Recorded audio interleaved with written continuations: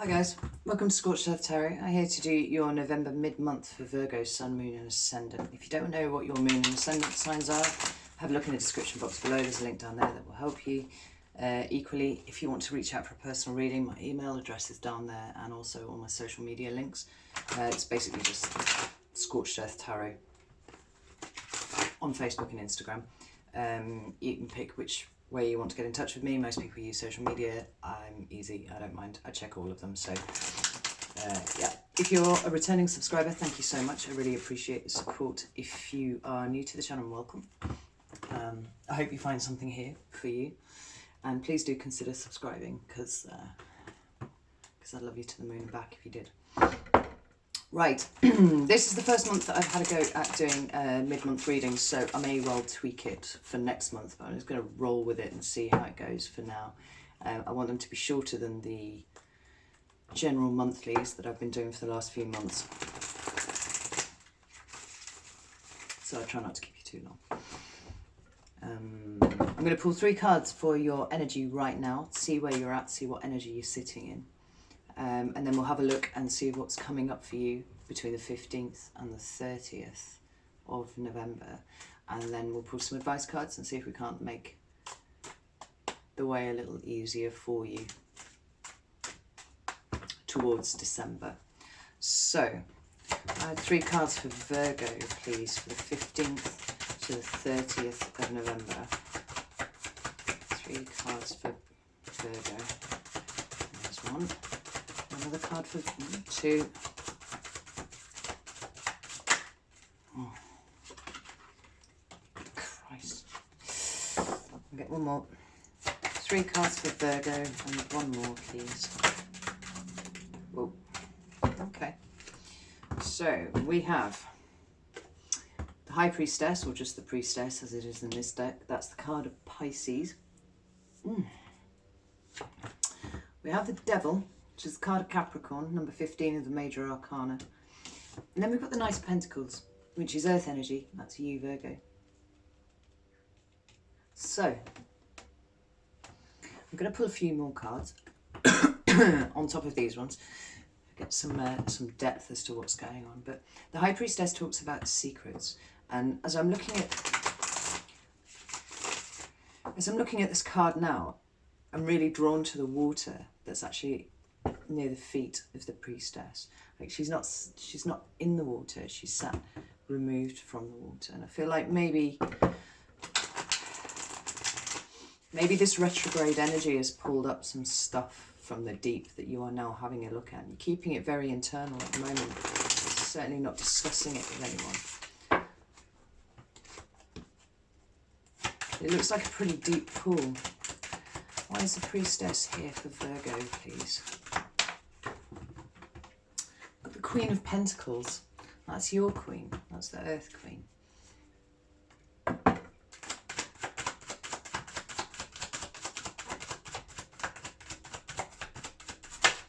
more for Virgo, please. Right, now apparently I have to tell you about this card before I get to another one. So, what I'm struck by is the fact that we've got 2 solitary women here in these cards.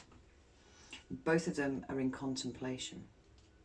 I feel like the priestess is feeling, like she's very intuitive, she feels her way forwards, and I just keep looking at this water here. You know, there's some deep emotional stuff that you're analysing, but you're managing to stay slightly detached from it, which is good, because you don't want to be rolling around too hard in it. And then we've got the Queen of Pentacles, and she is contemplating this. And I feel like the energy that you're in at the moment, Virgo, is contemplation of the future. I think certainly the retrograde energy has brought up some stuff that you're looking at, but you're analysing it with a view to how you go forwards. That's certainly how I'm feeling about that. The Queen of Cups. Yeah. Like, maybe you've been feeling, because the High Priestess is quite a static energy. She's very passive. She indicates a lack of movement. And I feel like that's because all the movement is going on under the surface with you. You're looking at, I think you've been looking at how perhaps you've been pulling over old relationships or something like that. Because she is set back from the water, back from the water. It's a period of contemplation about those things that you've put your emotional energy into. I mean, take it as it resonates to you, but I get the impression here that it's...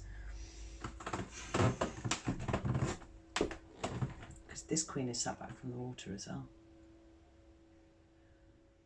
You're doing a lot of looking at how you've been conducting yourself, how you have loved, how you have done this thing, but with a view to moving forwards. I mean, maybe you're contemplating changing where you live.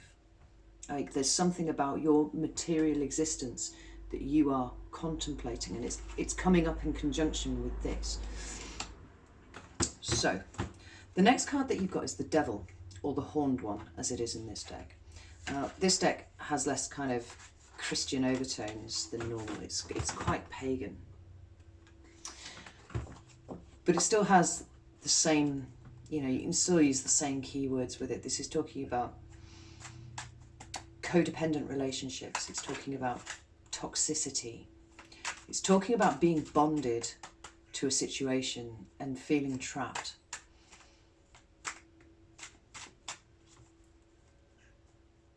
But I'm not sure that I feel that you feel like you are trapped. I think this is more contemplation that you are sat in at the moment. Because these two characters, they seem to me like they're sat in the same wood.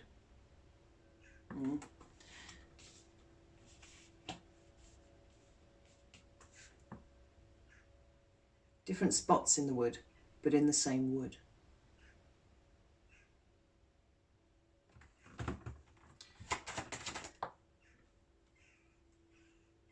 I'm not going to take that because it just kind of drifted out at me. I'm sure if it wants to come out, it'll come out, but... Right. Why is the Devil here for Virgo, please? Why is the Devil here for Virgo? Devil. We've got Justice, which is a card of Libra in the Major Arcana, and we've got the Chariot. Now, I mean, Justice has the obvious overtones of, you know, court cases, contracts, legal stuff, you know, and if that applies to you, then cool. But I don't feel like that is what this is, because we've got the Devil, we've got Justice, and we've got the Chariot. And I find it interesting that there are so many solitary characters here depicted in all of these cards.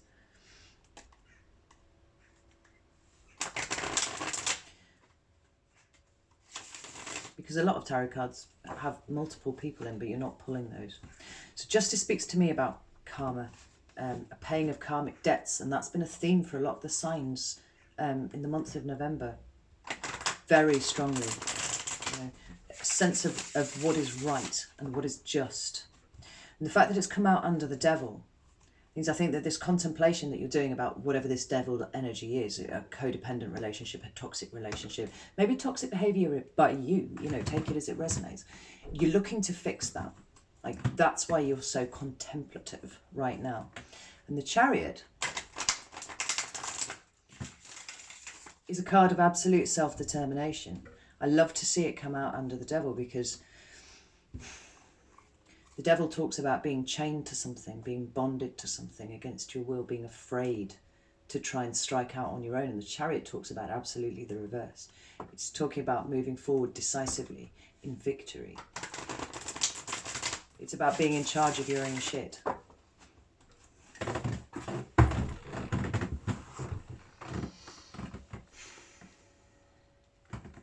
It's about self-discipline and self-control. And I think that this period of contemplation is super important for you, because these are all looking down. They're looking at things.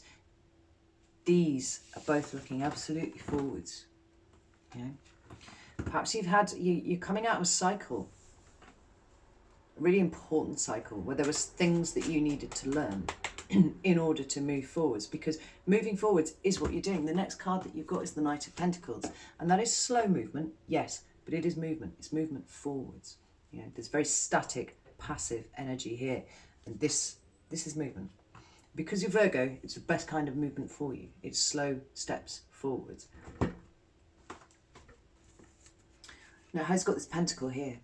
You know, he's holding it aloft because he knows how important it is.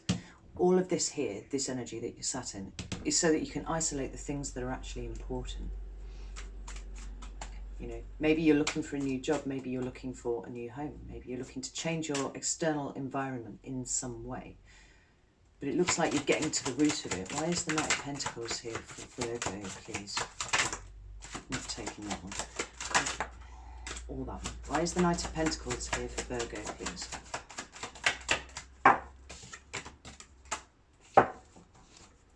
Why is the Knight of Pentacles here for Virgo?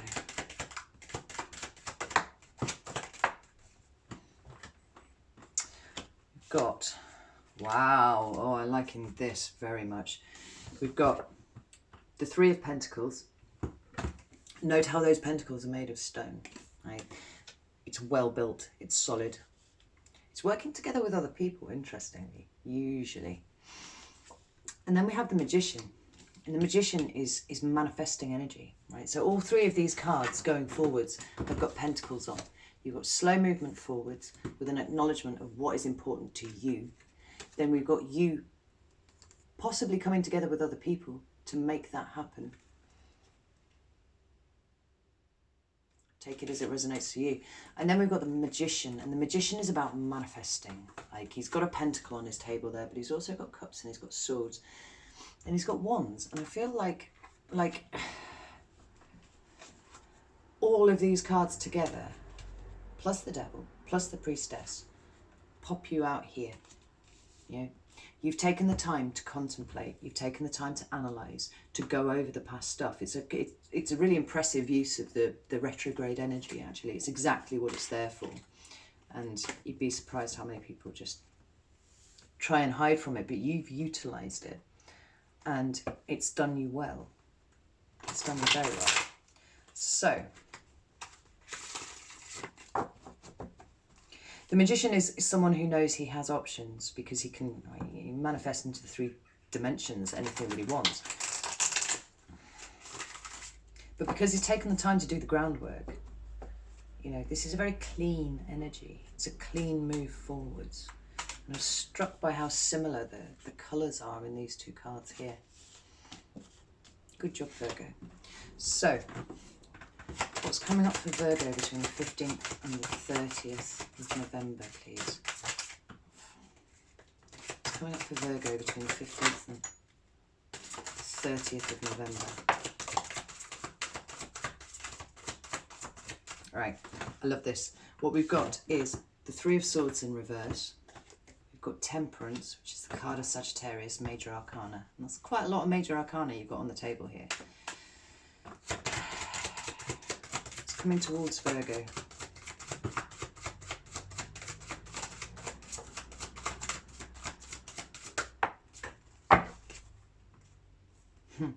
Got the Chariot again at the bottom of the deck now. Self-determination. Two of Swords. Interesting. A decision to make. Don't panic. I know how Virgos hate making a decision about anything. So, the Three of Swords. Right, this way up, it talks about heartbreak. It talks about misery. It talks about, you know, that sharp, painful wound that you get when we have our hearts broken by someone else.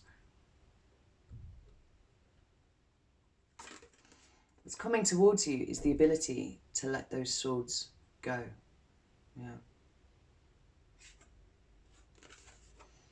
It's such a muted, sad card. I mean, it's quite visceral in the Rider Waite. There's a big red heart and it's on a grey background and it's raining, but there's big red heart and it's pierced by three swords. You know, it's a really good depiction of that feeling that we get. But I note here that these swords here are in the ground, you know, and I do think that there's a slightly aged look to this card as well. So it's like, it's maybe a situation that's been going on for a while, you know, but these swords aren't in your heart now. They're kind of plunged into the ground around her, and rather than looking heartbroken, this one looks a little bit, well, she looks contemplative as well, actually. So much contemplation going on here. It's almost like you've already done the job of taking the swords out of your heart, but you haven't quite let them go yet. But when it presents in the reverse like this is these swords coming out. And then we have Temperance. Now, it's a card of Sagittarius, so there may be that there's a Sagittarian dancing their way towards you. That is possible. More water. Water everywhere. You've been doing a lot of internal reflection on your emotions. And Temperance talks about healing. Yeah, it talks about balance. And because it's numbered 14, which reduces down to a 5, and 5s are about conflict and you know, dealing with hard things, adversity, that kind of thing, and change, actually, quite often. Because it reduces down to a 5, I feel like this very much is the healing that comes from conquering those difficult changes, those difficult conflicts, those difficult situations that you've had to deal with.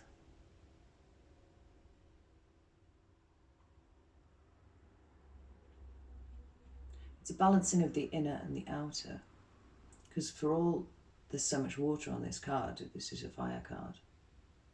Fire is external and water is internal. This woman is sat in her emotions, in the water. She looks actually like she's at the bottom of a lake or something.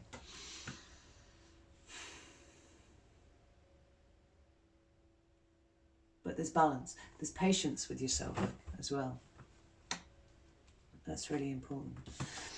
Now we've got the Two of Swords. More water on this card. And the Two of Swords talks about making a choice, but it's an intellectual choice. It's not one from the heart. I'm not going to take that because I didn't jump. It was the Ten of Pentacles. What's this choice Virgo is going to have to make? Let's talk about the choice that Virgo has to make.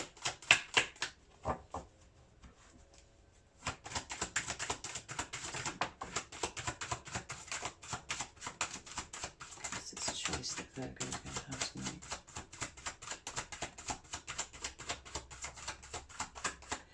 Okay, we'll talk about this card first. There's you, Virgo. That's the card of Virgo in the Major Arcana, number 9. It's the Hermit.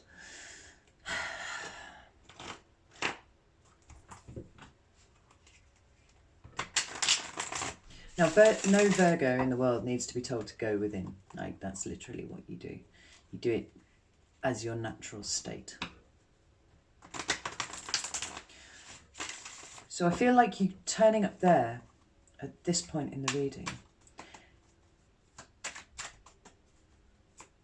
and particularly with the Chariot being out twice now, I feel like it's a you reclaiming yourself very strongly, actually.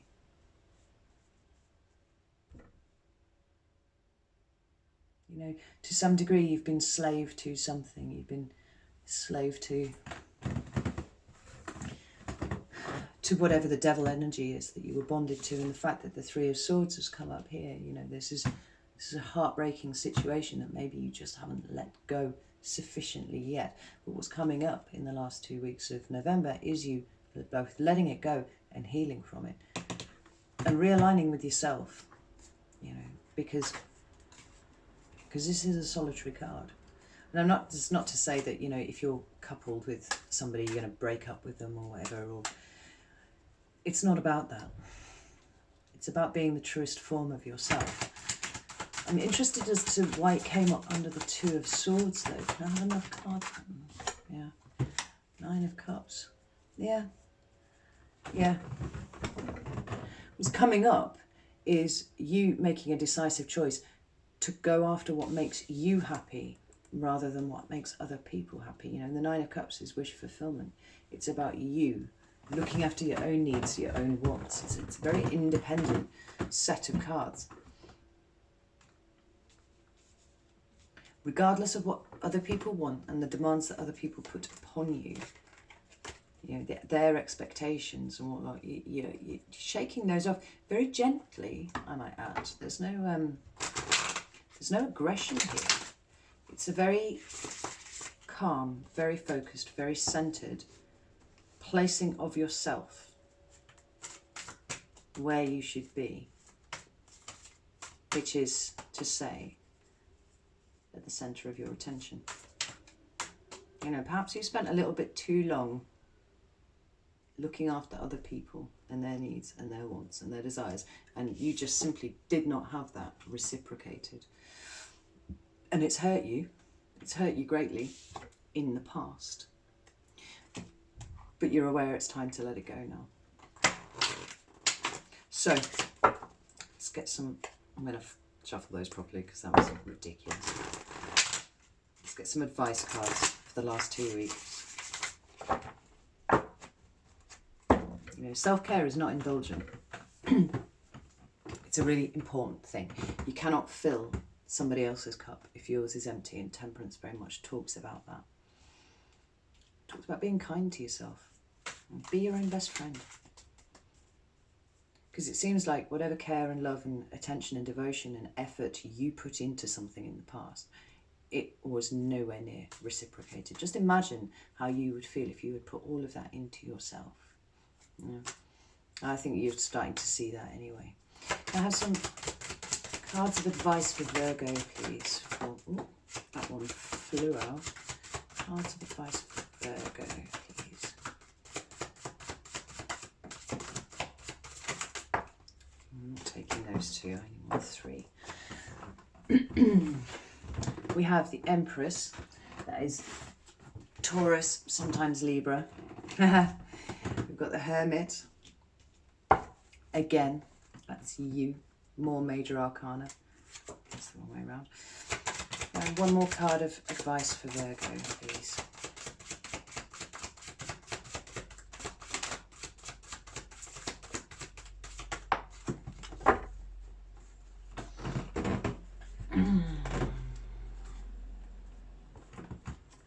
Six of Wands has just appeared at the bottom of the deck there. That's the card of victory, overcoming adversity. We start with the Empress, and the Empress is all about fertility and abundance and things like that. You know, she's the mother of mothers. Maybe talking to your mother is a good way forward, but I mean, that's a bit obvious. I think this is more, I mean, get yourself outside, get yourself out in nature, enjoy the trees, enjoy the sound of the bird songs and stuff like that. But also, be open to birthing a new start for yourself. You know, for me, she's the card of Taurus more than Libra, because there is no more potent sign or depiction of earth energy than the birth of new things, like the birth into the material realm of new stuff, and that, you know, that babies and stuff like that. But it's about ways of living. It's about ways of looking after yourself. It's about ways of taking care of you and yours in a way that respects, you know, the fact that you deserve care too. And we come to the Hermit, you know, your card there.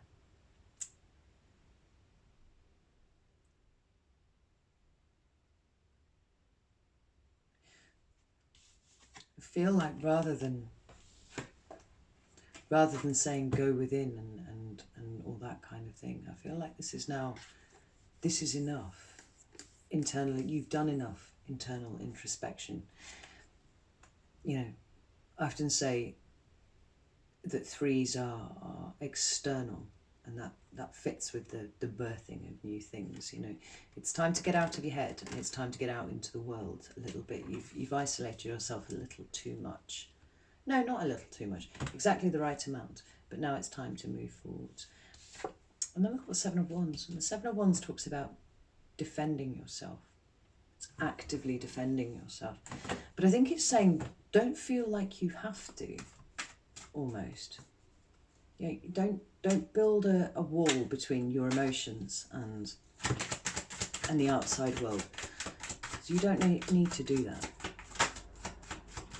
There are always people who are going to have issues with the way you live your life and the way you do things, and frankly, they should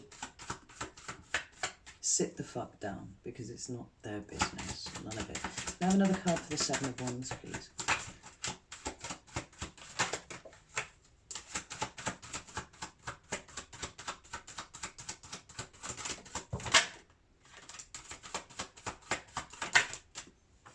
Apparently not. Seven of Wands, please.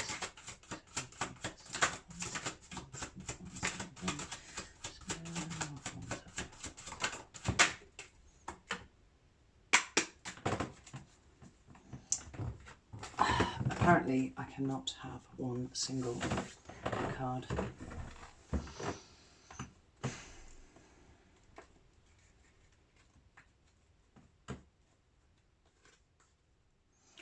Maybe it's saying prepare for people to have an issue with the new start that you're planning for yourself. Like, there's this saying that I really like that I read a while ago, and it's the only people that will have problems with you instituting new boundaries for yourself are the ones that benefited from you having none in the first place. And I feel like that's what we're talking about. This is boundaries, right? Don't let people walk all over you. You know, there's no... I know you like to care for people, and I know you like to look after people and stuff like that, but you are important too. And I think that you're starting to see that. But you need to institute boundaries. That's why I couldn't get another card, because I hadn't got to the meaning yet. You need to institute boundaries, and you need to guard them. You know, don't let people trip over you.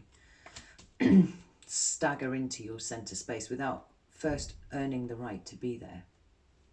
Because you've been trodden on too many times, Virgo, and it's time it stopped, I think. Yes. So I'm going to leave it there. I think I've probably waffled for a great deal longer than I intended to. And I will see you for the December monthlies.